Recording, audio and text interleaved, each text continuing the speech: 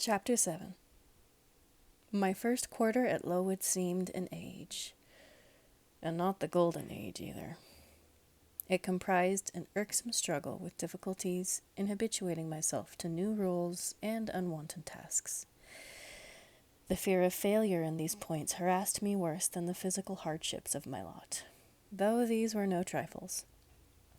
During January, February, and part of March, the deep snows, and after their melting, the almost impassable roads, prevented our stirring beyond the garden walls, except to go to church. But within these limits we had to pass an hour every day in the open air.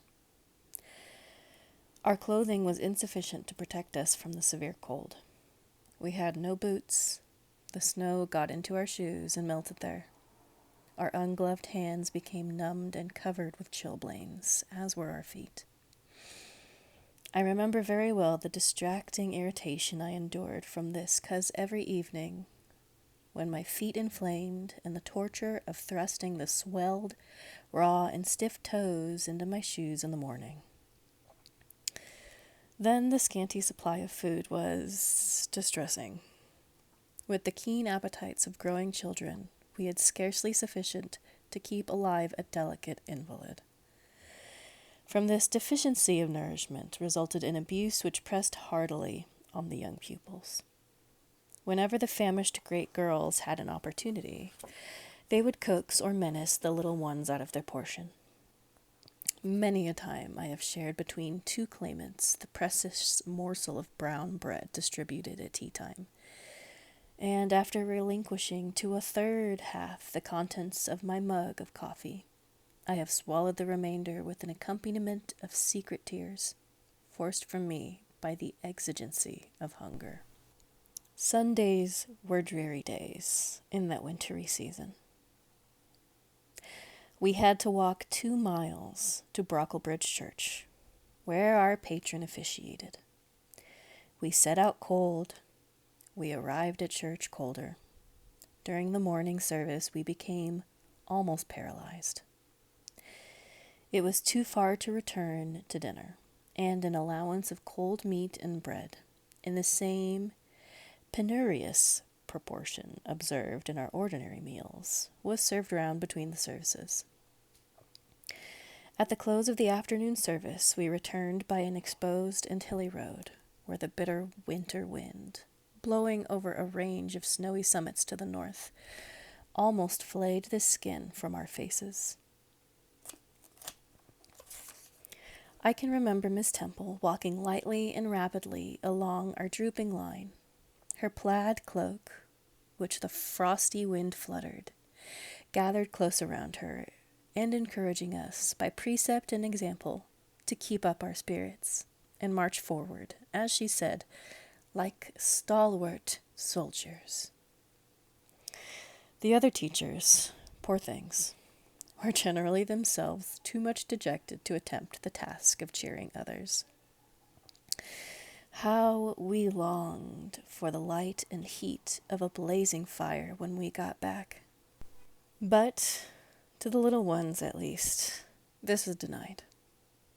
Each hearth in the schoolroom was immediately surrounded by a double row of great girls, and behind them the younger children crouched in groups, wrapping their starved arms in their pinafores. A little solace came at tea time, in the shape of a double ration of bread, a whole instead of a half slice, with the delicious addition of a thin scrape of butter. It was the hebdomadal treat to which we all looked forward from Sabbath to Sabbath. I generally contrived to reserve a moiety of this bounteous repast for myself, but the remainder I invariably obliged to part with. The Sunday evening was spent repeating by heart the church catechism, and the 5th, 6th, and 7th chapters of St. Matthew. And in listening to a long sermon read by Miss Miller, whose irrepressible yawns attested to her weariness. A frequent interlude of these performances was the enactment of the part of Eutychus by some half-dozen girls who, overpowered with sleep, would fall down, if not out of the third loft, yet off the fourth form, and be taken up half dead. The remedy was to thrust them forward into the center of the schoolroom, and oblige them to stand there till the sermon was finished. Sometimes their feet failed them, and they sank together in a heap. They were then propped up with the monitors' high stools. I have not yet alluded to the visits of Mr. Brocklehurst.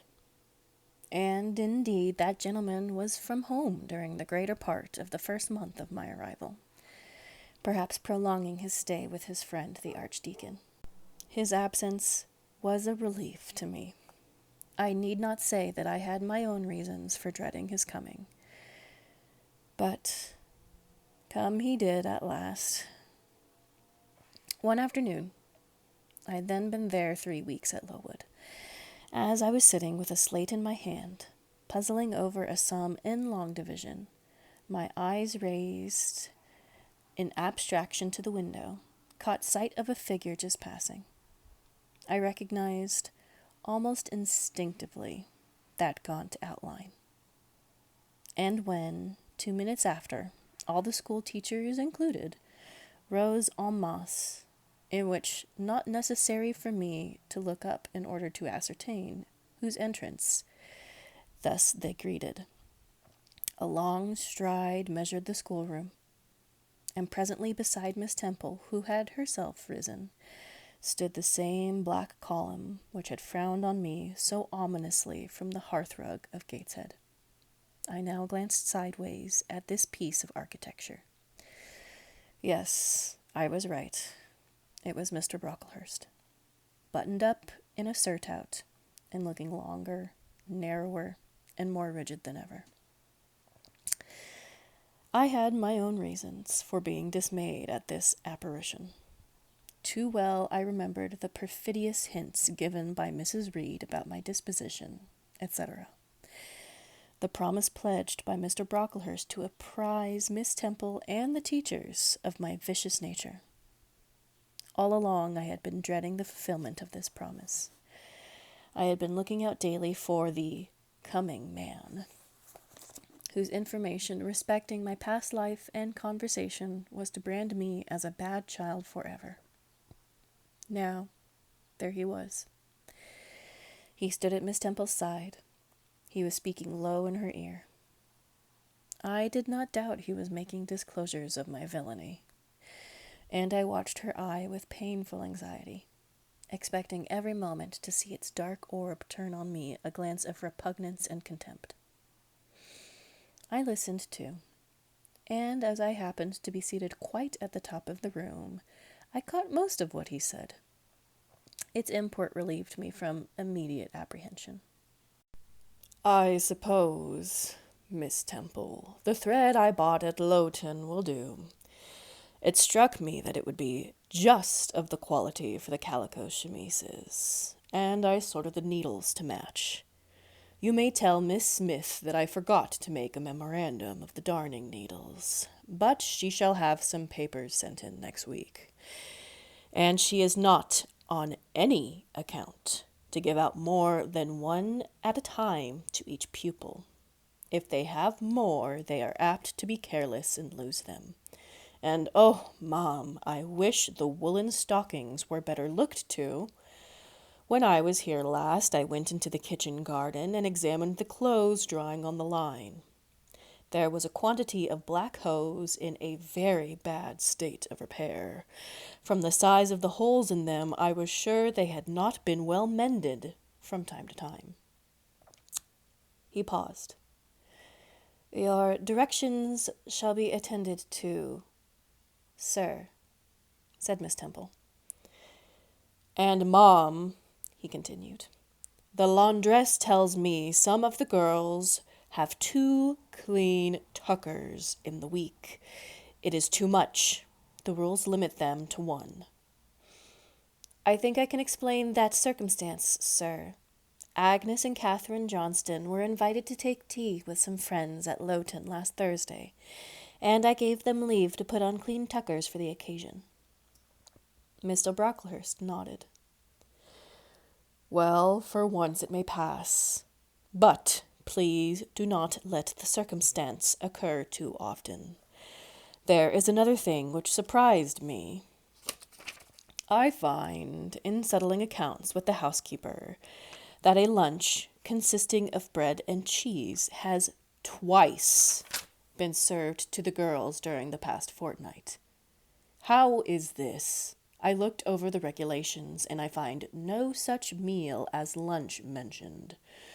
Who introduced this innovation? And by what authority? I must be responsible for the circumstance, sir, replied Miss Temple. The breakfast was so ill-prepared that the pupils could not possibly eat it, and I dared not allow them to remain fasting till dinner time. Madam, allow me an instant. You are aware that my plan in bringing up these girls is not to accustom them to habits of luxury and indulgence, but to render them hardy, patient, self-denying. Should any little accidental disappointment of the appetite occur, such as the spoiling of a meal, the under or overdressing of a dish, the incident ought not to be neutralized by replacing with something more delicate the comfort lost, thus pampering the body and obviating the aim of this institution. It ought to be improved to the spiritual edification of the pupils by encouraging them to envice fortitude under temporary privation.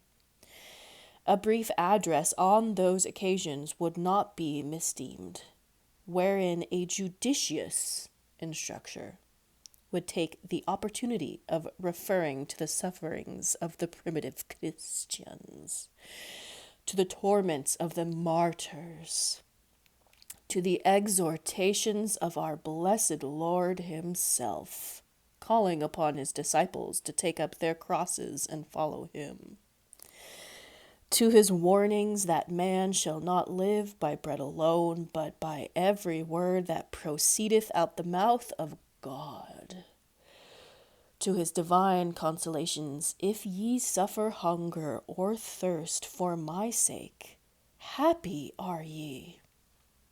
Oh, madam, when you put bread and cheese instead of burnt porridge into these children's mouths, you may indeed feed their vile bodies, but you think little how you starve their immortal souls.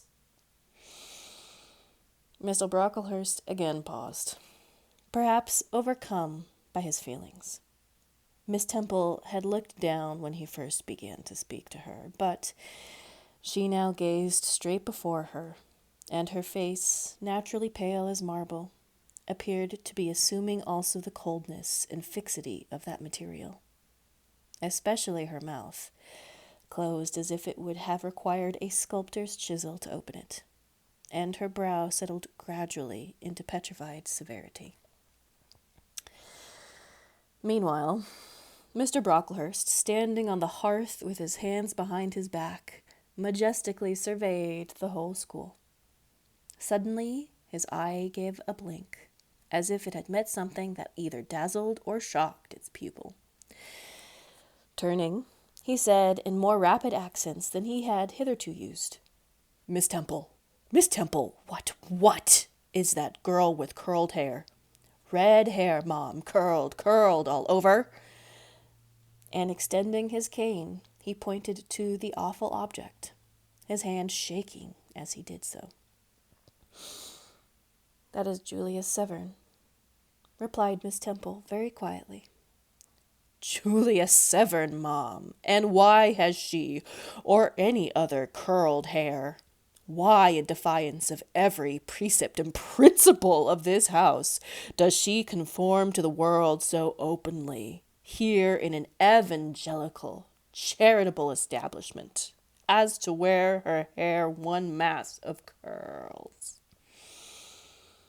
Julia's hair curls naturally, returned Miss Temple, still more quietly. Naturally. Yes, but we are not to conform to nature. I wish these girls to be the children of grace. And why that abundance? I have again and again intimated that I desire the girl's hair to be arranged closely, modestly, plainly. Miss Temple, that girl's hair must be cut off entirely. I will send a barber to-morrow, and I see others who have far too much of this excrescence. That tall girl, tell her to turn round. Tell them all, the first form, to rise up and direct their faces to the wall. Miss Temple passed her handkerchief over her lips, as if to smooth away the involuntary smile that curled them. She gave the order, however, and when the first class could take in which was required of them, they obeyed. Leaning a little back on my bench, I could see the looks and grimaces with which they cemented on this maneuver. It was a pity Mr. Brocklehurst could not see them, too. He would perhaps have felt that, whatever he might do with the outside of the cup and platter, the inside was far beyond his interference than he could imagine. He scrutinized the reverse of these living metals some 5 minutes, then pronounced sentence. These words fell like the knell of doom. All those top knots must be cut off. Miss Temple seemed to remonstrate. Madam, he pursued, I have a master to serve whose kingdom is not of this world. My mission is to mortify in these girls the lusts of the flesh, to teach them to clothe themselves in shamefacedness and sobriety, not with braided hair and costly apparel. And each of these young persons before us has a string of hair twisted in plaits which vanity itself might have woven. These, I repeat, must be cut off. Think of the time wasted, of... Mr. Brocklehurst was here interrupted. 3 other visitors, ladies, now entered the room.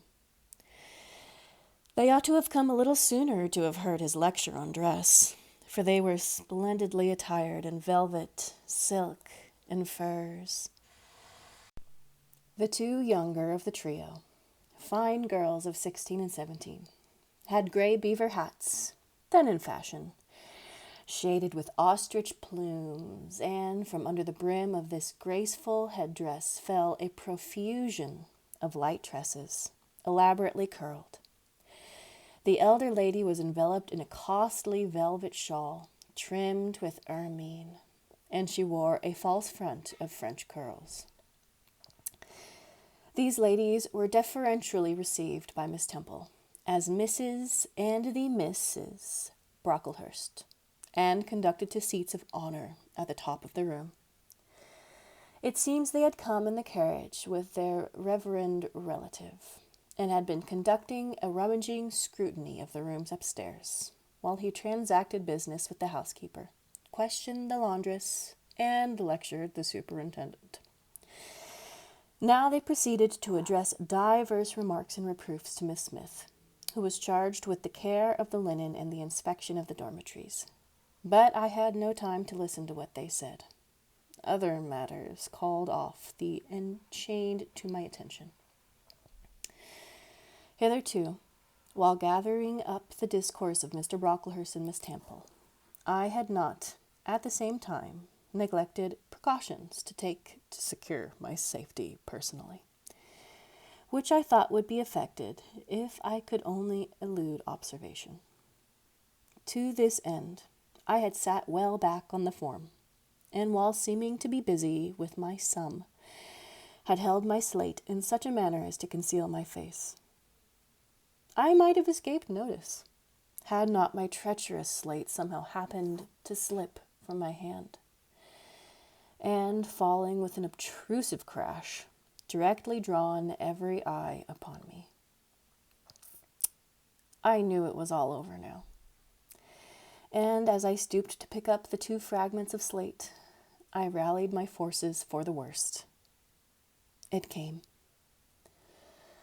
"A careless girl," said Mr. Brocklehurst. And immediately after, "It is the new pupil, I perceive." And before I could draw breath, "I must not forget to have a word to say respecting her." Then aloud, how loud it seemed to me, "Let the child who broke her slate come forward." Of my own accord, I could not have stirred. I was paralyzed. But the 2 great girls, who sat on either side of me, set me on my legs and pushed me towards the dread judge. And then Miss Temple gently assisted me to his very feet, and I caught her whispered counsel. "Don't be afraid, Jane. I saw it was an accident. You shall not be punished." The kind whisper went to my heart like a dagger. Another minute and she will despise me for a hypocrite, thought I. And an impulse of fury against Reed, Brocklehurst, and Co. bounded in my pulses at the conviction. I was no Helen Burns.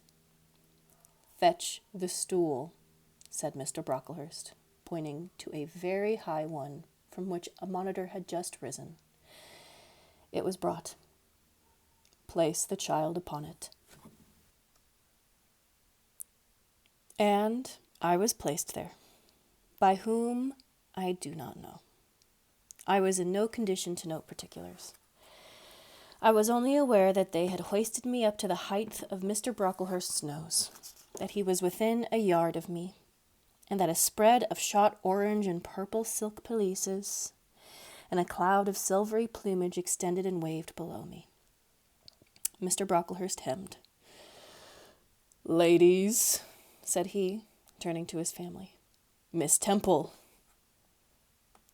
teachers, and children, you all see this girl?"